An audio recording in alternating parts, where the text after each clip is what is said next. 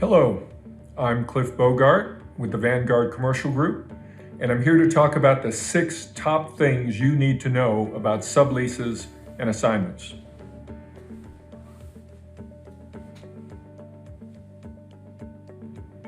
First, the landlord typically has approval rights over any sublease or assignment. So if you're considering subleasing space or you're a tenant looking to sublease all or part of your space, you need to know the type of things landlords will look at in determining whether they're going to approve or not approve the sublease or assignment. Principal among these are the creditworthiness of the subtenant, or the assignee is what they're called, or is it a use that will conflict with some of the other uses in the property.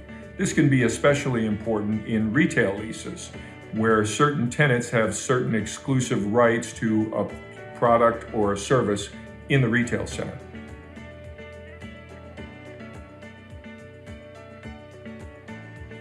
Next, if you are a subtenant, you need to know that all of your rights and obligations flow through the primary tenant. Things like renewal options, expansion options may in fact go away if the space is subleased or assigned.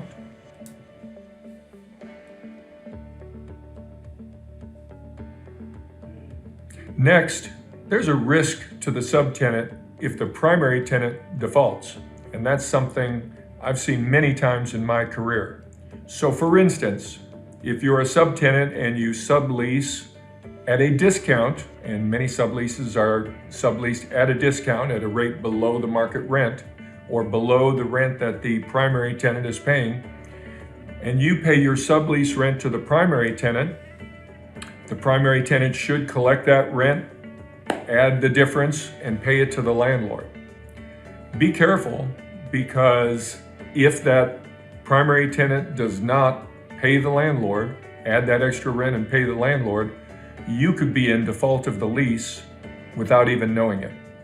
And I've had to talk to a few subtenants in my career and inform them, much to their surprise, that they're in default of the lease, or the primary tenant is in default of the lease, and there's a chance they're going to be locked out of their space.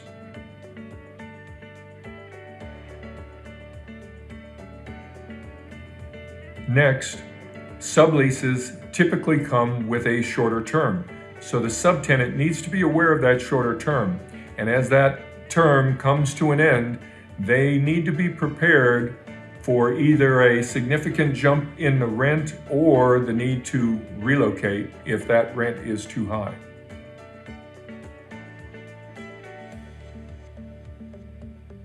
Next, and related to the previous point about the shorter term, because there is a shorter term and therefore less consideration to the sublandlord in this case, subleases come with very little in the way of tenant improvements or refurbishment allowances or the ability or money to make changes to the space.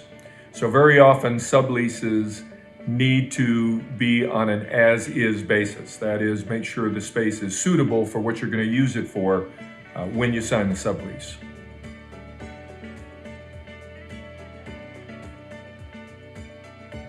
And finally, subleases and assignments can be tricky for both the subtenant and the sublandlord, or the assignor and the assignee.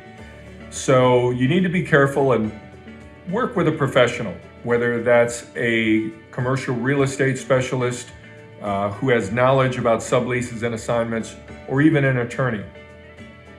I hope you found this information valuable. I'm Cliff Bogart, and thank you for watching.